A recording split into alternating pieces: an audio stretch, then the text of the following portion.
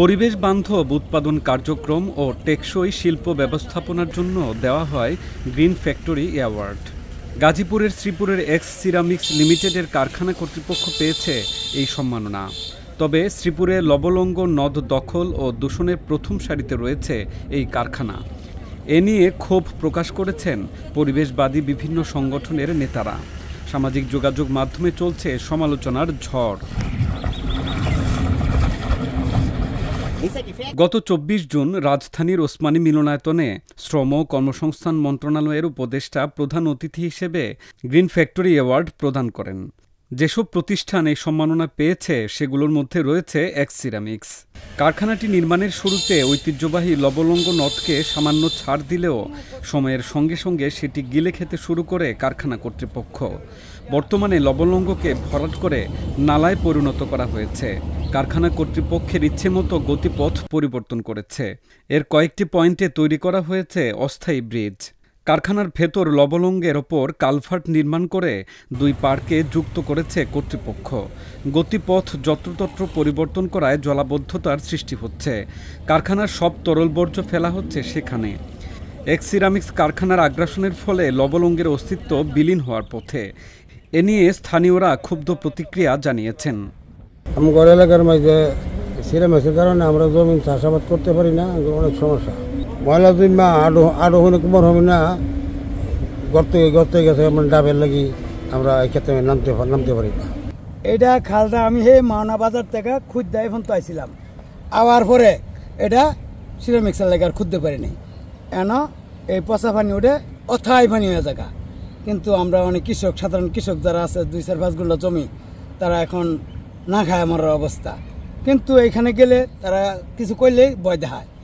অতদিন কইছে যে উবাইদুল কাদিরের ভাই মাজল কাদির ফ্যাক্টরি, কথা কইলে পুলিশে তো। আর ওহনে কার কথা কয় আমি জানি না, এর মাঝে কইতাছে তারেক জিয়ার বলে কি আত্মীয়। শুধু ভুক্তভোগী কৃষকেরা না, এক্স সিরামিক্স কারখানা কর্তৃপক্ষ লবলঙ্গ খালটিকে চারপাশ থেকে গলা চেপে ধরার কারণে শঙ্কিত পরিবেশ সংগঠনের কর্মীরাও। এ নিয়ে সামাজিক যোগাযোগ মাধ্যমেও চলছে সমালোচনা। প্রতিবাদ জানিয়েছেন নদী পরিব্রাজক দল শ্রীপুর শাখার সভাপতি সাধারণ সম্পাদক। তাদের কারণে দেখেন তার যে আশেপাশের যতগুলো গাছ আছে সব মরে গেছে, তাদের দূষণের শিকার হয়ে সকল গাছ মরে গেছে। তাহলে তাদের ফ্যাক্টরি গ্রিন হলো কি করে? কৃত্রিম কিছু টপ এনে তাদের ফ্যাক্টরির গেটে বা রাস্তার মধ্যে রেখে যদি তারা গ্রিন ফ্যাক্টরির অ্যাওয়ার্ড পেয়ে যায়, তাহলে তো এটা তো মামুলি একটা বিষয় হয়ে যায়। আমি অবাক হয়ে গেছি। আর এই যারা এই শিল্প মন্ত্রণালয়ে এই অ্যাওয়ার্ডটা দিছে, আমি ধিক্কার জানাচ্ছি, তাদেরকে প্রত্যাহার করার জন্য বলছি। এই ধরনের অ্যাওয়ার্ড যদি পায়, তাহলে যারা এই অসাধু কাজে লিপ্ত থাকবে তারা এই টাকার বিনিময়ে অ্যাওয়ার্ডগুলো পেয়ে যাবে, কিংবা তথ্য গোপন করার বিনিময়ে অ্যাওয়ার্ডগুলো পেয়ে যাবে।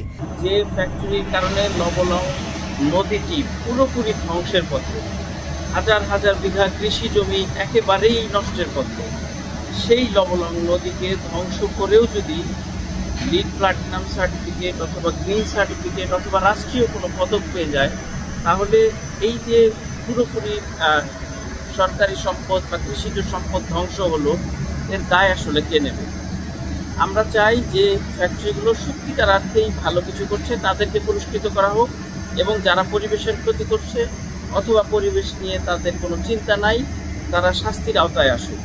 গাজীপুর পরিবেশ অধিদপ্তরের উপপরিচালক মোহাম্মদ আরফিন বাদল আজকের পত্রিকাকে বলেন, আমি যতদূর জানি গ্রিন ফ্যাক্টরি অ্যাওয়ার্ড দিয়েছে শ্রম কর্মসংস্থান মন্ত্রণালয়।